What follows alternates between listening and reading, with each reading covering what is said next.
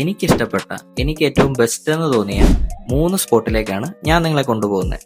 അപ്പോൾ ആദ്യം പറയുന്നത് ബെസ്റ്റും ലാസ്റ്റ് പറയുന്നത് വേസ്റ്റുമാണെന്ന് ആർക്കും തോന്നരുത്. അപ്പോൾ നമ്മുടെ ഫസ്റ്റ് സ്പോട്ട് വരുന്നത് റഹ്മത്ത് റെസ്റ്റോറൻ്റ് ആണ്. ഇവിടുത്തെ ബീഫ് ബിരിയാണിയാണ് ഞാൻ ഇന്ന് കഴിക്കാൻ പോകുന്നത്. സംഭവം എല്ലാവർക്കും അറിയാലോ, കോഴിക്കോട് വന്നു കഴിഞ്ഞാൽ ഒരു ബീഫ് ബിരിയാണി കഴിക്കണമെന്ന് തോന്നിയാൽ നമ്മൾ ആദ്യം പോകുന്നത് റഹ്മത്തിലേക്കായിരിക്കും. സോ ഞാനും ഇവിടെയാണ് വന്നത്. അപ്പോൾ ഇതിൻ്റെ കൂടെ സൈഡ്സും കാര്യങ്ങളൊക്കെ വരുന്നുണ്ട്. പപ്പടം ഒഴിച്ച് ബാക്കി എല്ലാ സൈഡും വരുന്നുണ്ടായിരുന്നു കേട്ടോ.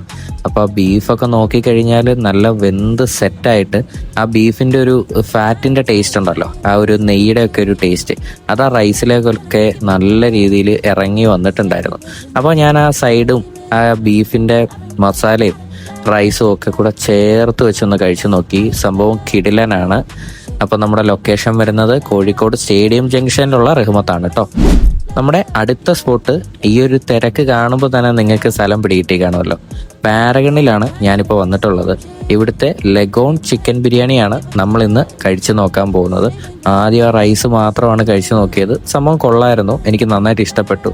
അപ്പോൾ ചിക്കനൊക്കെ ആണെങ്കിലും നല്ല വെന്ത് സെറ്റായിട്ടിരിക്കുമായിരുന്നു. അതും ആ സൈഡ് ഐറ്റംസും, പ്രത്യേകിച്ച് അവരുടെ പുതിന ചമ്മന്തിയും ഡേറ്റ്സ് പിക്കിളും എടുത്തു പറയണം. അതിൻ്റെ ടേസ്റ്റ് നല്ല കിഡിലൻ സാധനമാണ് കേട്ടോ.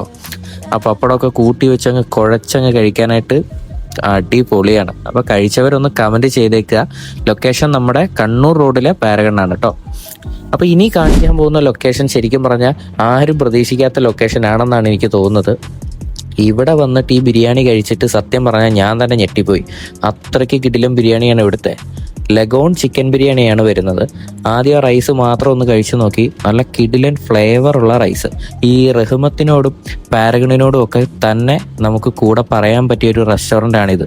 ആ ചിക്കനൊക്കെ നിങ്ങൾ കണ്ടില്ലേ, ആ ചിക്കനൊക്കെ നല്ല വെന്ത് സെറ്റായി അത് ആ ചൂടോടെ കിട്ടുമ്പോണ്ടല്ലോ, ശരിക്കും ദമ്മ് പൊട്ടിച്ചപ്പോൾ തന്നെയാണ് ഞങ്ങൾ പോയി കഴിച്ചത് കേട്ടോ.